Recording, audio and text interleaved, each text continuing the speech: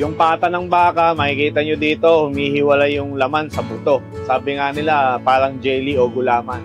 Nanginginig yung lambot. Pinapakuluan po namin siya ng humigit 3 oras po. Minsan sa 3 oras, pag bitin pa po, pinapakuluan pa po namin siya ng mas matagal.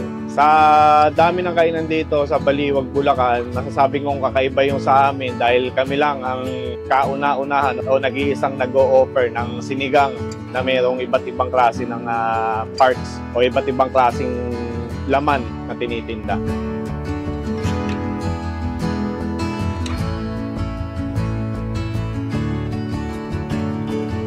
Marami talagang Pinoy, mahilig talaga sa sinigang bukod sa lalo pag malamig ang panahon, gustong umigop ng sabaw. At saka marami sa ating Pinoy, mahilig umigop ng medyo maasim na sabaw. Kaya sinigang, special talaga, maraming may gusto talaga sa sinigang.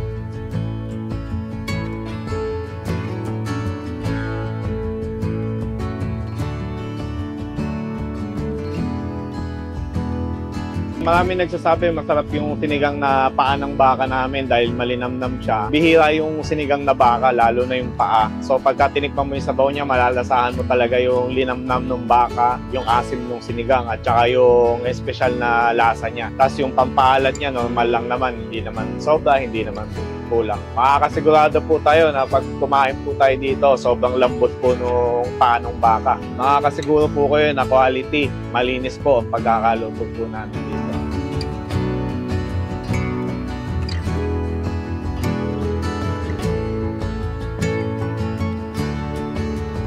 Ang masasabi kong sikreto sa masarap na sinigang, unang-una yung lambot. Kailangan wag mong tipirin sa pakulo. Kailangan mapalambot mo siya. Tapos yung asim niya, saktong-sakto lang. Yung alat niya, saktong-sakto lang. Hindi naman maganda yung masyadong maasim. Hindi naman maganda din yung masyadong maalat. Dapat balanse lang sa lahat. So yung mga gulay na nilalagay namin, naglalagay kami ng sibuyas, kamatis, labanos, sitaw, kangkong. Minsan naglalagay po kami ng mga espesyal na pampalasa para ma-improve pa namin yung lasa.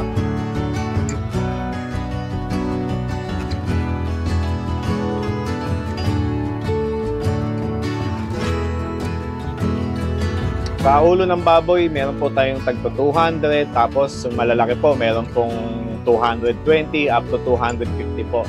Sa panga naman po ng baboy, nag-start po tayo sa 160, yung mas malaki po, 180. Sa paa ng baka, meron po tayo 130 pesos up to 150 pesos po. Sa isang buong araw, nakakaluto po kami ng more or less 100 kilos po daily. Nung nag-start kami, hindi pa naman po ganun sobrang lakas until nung may mga nakakain dito, kinukwento sa pamilya nila, sa mga kaibigan nila, unti-unti daily, nagugulat kami, sunod-sunod po yung dating ng tao.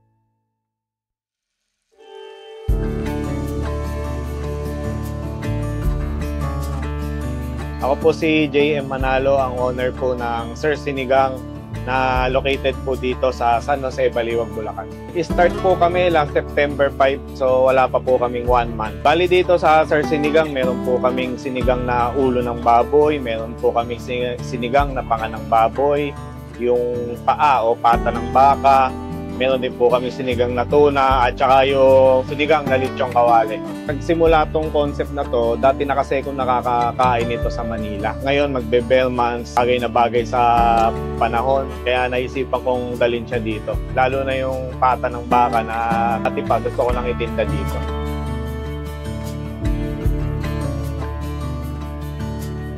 Ang bestseller namin, lahat po gumagalaw eh. Ulo ng baboy, bestseller, tsaka po yung paa ng baka. Yung paa ng baka, naisipan kong isali dito sa menu namin. Unang-unang kakaiba siya, at tsaka hindi siya typical ng nasinigang na mabibili natin kahit saan. Yung naisip ko, paa ng baka, para maging kakaiba siya. At tsaka maraming nagsasabi, malinamnam daw, tsaka masarap.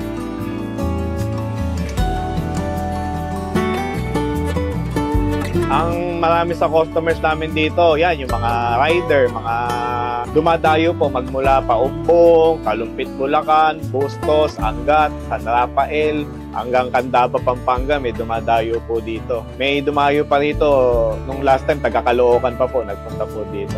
Kaya binabalik-balikan kami dito dahil kakaiba yung sinigang namin. Kami yung kauna-unahan at nag-iisang nagtitinda ng sinigang dito ng mga ulo ng baboy, paa ng baka, panga ng baboy. At bukod doon, sabi kong malasa at saka malambot talaga yung mga laman namin dito.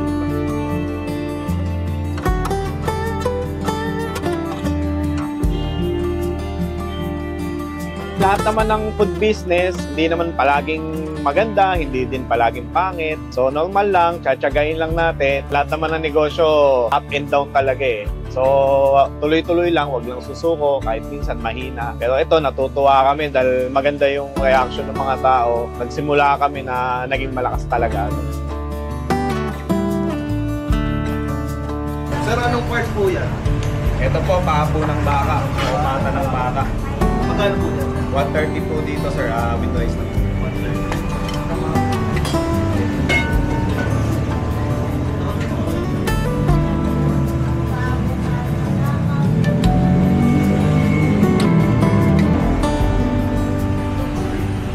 Talagang malambot yan, sir. Opo, umiiwalay na po yung laman nito sa puto.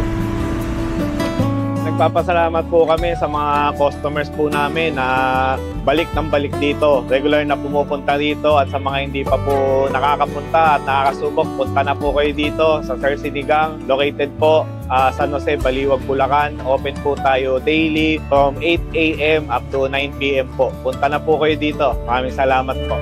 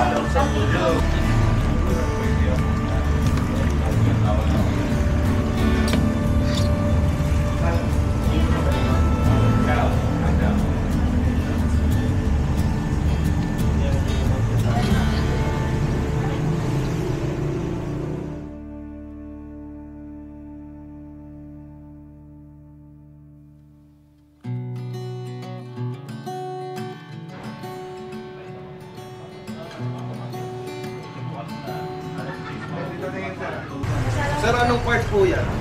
Ito po, paa po ng baka, o mata ng baka. Magkano po yan, sir? 130 po dito sir, with rice na po. 130.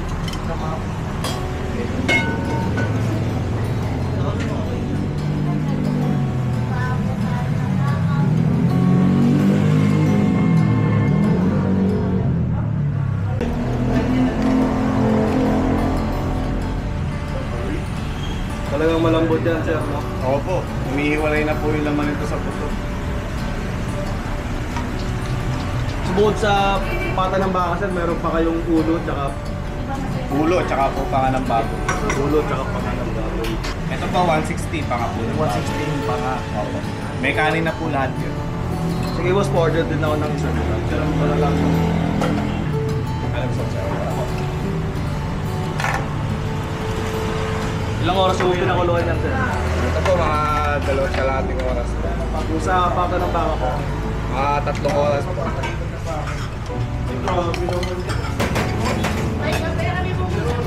May guti. Mayroon nga.